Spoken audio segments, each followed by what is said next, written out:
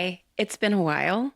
I'm Lia James, the creator of the Traveling Table, and we took a little bit of a hiatus after filming a few of our dinners and just sort of recalibrated how we were doing those dinners and what we wanted to achieve by bringing people together to connect and have conversation from different backgrounds and experiences.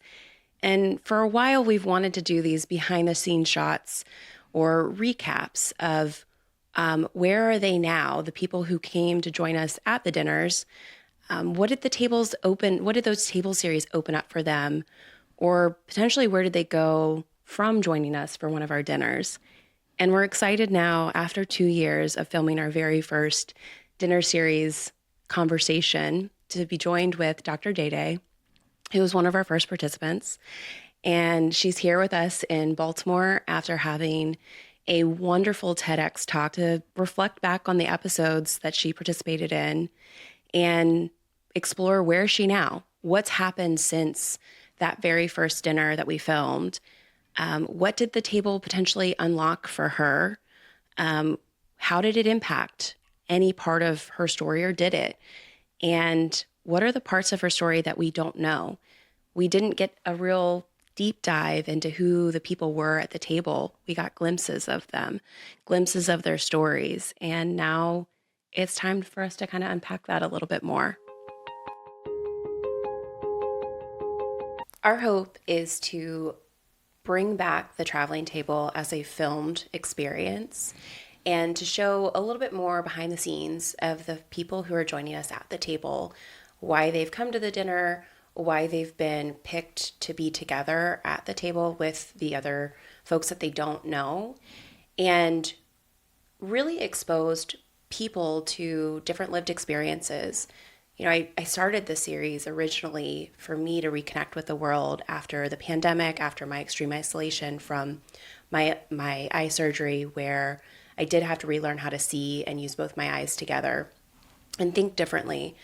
And I felt like I had this hypothesis that if I could get strangers to sit across the table from each other who would not have any other reason to meet one another, that I could help deepen empathy and boost curiosity, with the hope that it helps with removing extreme isolation and polarization from one another. I do truly believe the more we're exposed to people with different lived experiences than our own personal experience, we are more compassionate and understanding of why someone lives a certain way, or why someone chooses something that's different from how we would choose it, or makes a decision that's different than ours. It allows us to coexist. And I think right now it's really critical that we're exposed to different experiences from our own for that reason. I would love to see us soften a little bit more in our lives and be more curious about people rather than make those assumptions about why they've lived a certain way. So if you want to help us bring these series back by being a part of it or participating in some way, we would love to talk to you. And we would love to hear your stories or collaborate with you in some way. And I'm really excited to hopefully reconnect with folks that have been a part of this experiment of what it originally was, and hear their stories, hear what happened that got them to the table, hear the context that we didn't get to include in the actual series itself, and then where are they now 2 years later, and where are we going? How do we continue to have these conversations so that we can build a more cohesive community and society where we have compassion and understanding for one another? And I just hope that you'll join us, engage with us, participate in the conversation, whether you're actually at the table or behind a mic or a camera.